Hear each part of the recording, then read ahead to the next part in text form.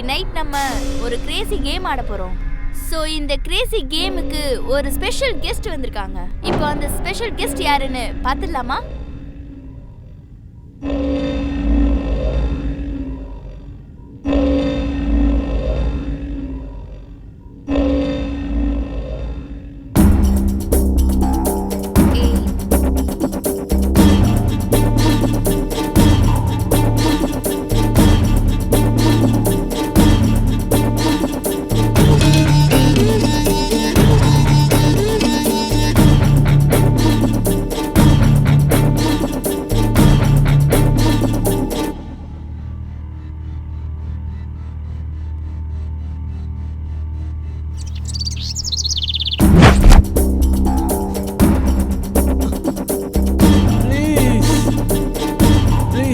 கேளுங்க please.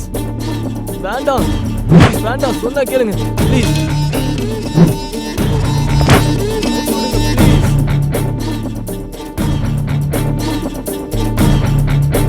Please வேண்டாம் please. சரி, நான் கேக்குற கேள்விக்கு சரியா ஆன்சர் பண்ணிட்டா நான் விட்டுறேன். ரொம்ப சிம்பிள், எல்லாம் உனக்கு தெரிஞ்சதுதான். சரி சொல்றேன். சோ ஸ்டார்ட் பண்ணலாமா? ஓகே. ஃபர்ஸ்ட் क्वेश्चन, உனக்கு எப்ப கல்யாணம் ஆச்சு? 1 year ஆச்சு. பாத்தியா, क्वेश्चन எவ்வளவு சிம்பிளா இருக்குன்னு. சோ செகண்ட் क्वेश्चन கேட்கலாமா? சோ வைஃப் கூட ஒரு நாளைக்கு எத்தனை வாட்டி பண்ணுவ? ஏய் ஏய், என்னையே என்ன பண்றேன்னு பாரு. சொல்லப்ப சொல்லு. அது சொல்லலன்னா இதான் உன் நிலைமை. ஆன்சர். இல்லைன்னா 2 தடவை, அதுவும் டைமை பொறுத்து. உன்னை பார்த்தாலே தெரியுதா எவ்வளோ எனர்ஜி இருக்குன்னு. எங்களுக்கு தெரியும். ஸோ தேர்ட் क्वेश्चन, உன் ஒய்ஃப் உனக்கு மூடு வர வைக்க என்ன பண்ணுவா? ப்ளீஸ் அதெல்லாம் கேட்காதீங்க, அதெல்லாம் பர்சனல். என்னது பர்சனலா? சொல்றியா இல்லையா? சொல்லு. நான் சொல்லிடுறேன். நாங்களும் அதை பண்ணணும்னு தான் கேக்குறோம். சொல்லு. அது மட்டும் வேண்டாம். திரும்ப அதே தான் சொல்றேன்.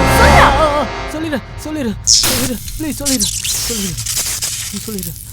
என்னடா நினைச்சிட்டு இருக்கீங்க? எங்க 2 பேர் லைஃப் ஸ்பாயில் பண்ணிட்டு நீங்க 2 பேரும் ஹாப்பியா இருக்கீங்க? fuck the shit man. கொஞ்சமாச்சும் புரியுதா? நீங்க 2 பேரும் ஹாப்பியா இருக்கீங்க, நாங்க நடு ரோட்ல. சைத்ரானா ஹாப்பியா? எங்க லைஃப் தூக்கி குப்பை தொட்டில போட்டுட்டான் உன்னோட பொண்டாட்டி சைத்ரா. செல்ல பொண்டாட்டியா? நாங்க என்ன பண்றது? வாட்? அதான் உன் பொண்டாட்டி சைத்ரா. அவங்க இருக்கும்போது நீங்க என்ன டார்கெட் பண்றீங்க? Nice question. ஆமால, எவ்வளவு சிம்பிள் லாஜிக். நாம எப்படி மிஸ் பண்ணோம்? லாஜிக்காவது மண்ணாவது போடா. நாங்க இப்படிதான்டா டார்ச்சர் பண்ணுவோம். அவ வரட்டும். எப்பவுமே சொல்லிட்டு இருப்பால, பசங்க சின்சியர் ராமர்னு.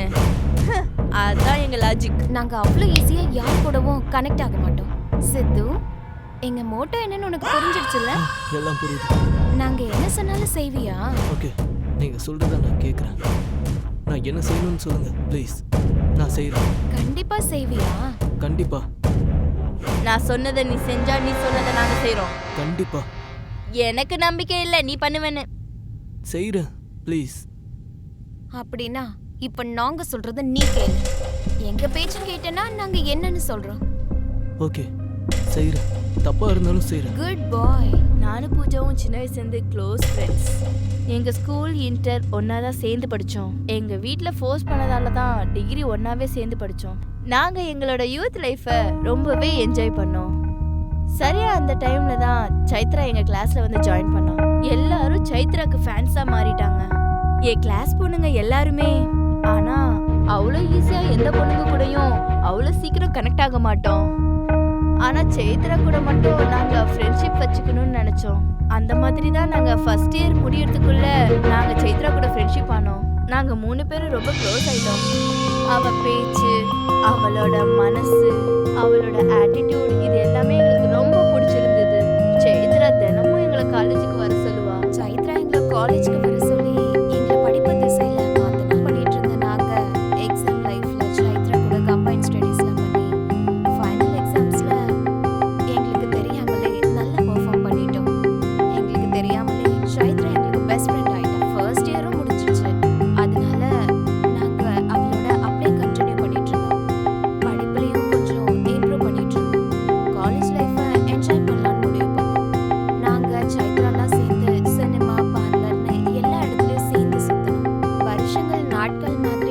கடந்து போகுதுன்றது தெரியாமலே வாழ்க்கை முடிஞ்சிருச்சு. உல்லாசமா எங்க செகண்ட் இயரும் முடிஞ்சிருச்சு. அந்த நேரத்துல தான் சடனா எங்க லைஃப்ல ஒரு டேக் டைவர்ஷன் வந்துச்சு. செகண்ட் இயர் காலேஜ் லீவ்ல சைத்ரா அவளோட பாட்டி வீட்டுக்கு போயிட்டு வந்தா. அப்பல இருந்து சைத்ரா கிட்ட நாங்க ஒரு மாற்றத்தை நோட்டீஸ் பண்ணோம். சைத்ரா அவளோட ஸ்கூல் பசங்களோட ரொம்ப க்ளோஸ் ஆனதுனால அவ லைஃப் ஸ்டைலை பத்தியும் சேஞ்சஸை பத்தியும் எங்ககிட்ட சொல்லிட்டு இருந்தா. எப்பவுமே வெளியே சுத்தும் போது ஆண்களை கண்டுக்கவே மாட்டான். ஆனா இந்த மாற்றம் எங்களை ரொம்ப இரிட்டேட் பண்ணுச்சு. இதே விஷயத்தினால நாங்க ரொம்ப டிஃப்ரென்ஸ் ஆஃப் ஒப்பீனியன்ஸ் சந்திச்சோம். அதோட எங்க ஃபைனல் எக்ஸாம்ஸும் வந்துருச்சு. அது வரைக்கும் வேகமா கடந்து போன காலம் அந்த கடைசி 8 மாசம் 8 வருஷம் மாதிரி தோணுச்சு. நாங்க 10th படிக்கும்போது எங்க கிளாஸ்ல இருந்த ஒரு பையன் ஒருத்தருக்கு தெரியாம இன்னொருத்தரை காதலிச்சு எங்களை ஏமாத்திட்டான்.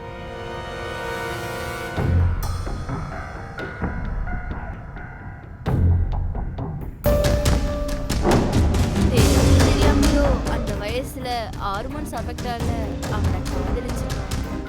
ஆனா அதோட பிரதிபலிப்பு எங்க மனசுல லாங் லாஸ்ட் இம்பாக்ட் ஆயிடுச்சு. அந்த நேரத்துல அவன் எங்ககிட்ட என்ன சொன்னானா, இதெல்லாம் ஜஸ்ட் ஃபார் ஃபன் அப்படின்னு சொல்லி சிரிச்சுக்கிட்டே அங்கிருந்து வெளியே போயிட்டான்.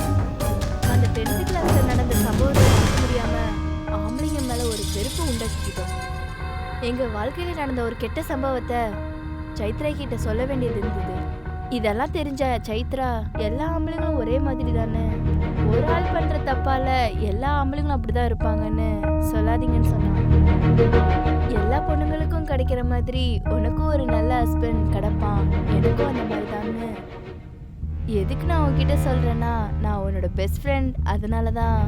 ஆனா சைத்ரா மட்டும் நாங்க சொன்னது எப்ப தப்புன்னு சொன்னாலோ அன்னைக்கே எங்களை விட்டு தூரமா போயிட்டா. இதான் எங்க கதை, இதான் நடந்தது. இப்ப சொல்லு, உன்னை நாங்க என்ன பண்ணலான்னு.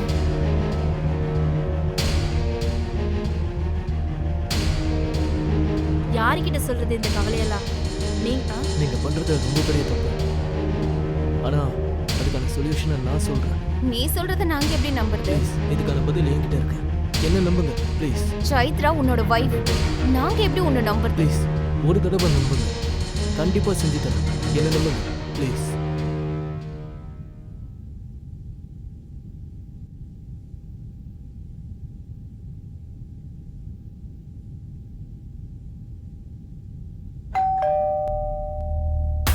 ஏய், யாரோ வந்துட்டாங்க. இவனை மேலே கூட்டு போ, நான் யாருன்னு பார்த்துட்டு வரேன்.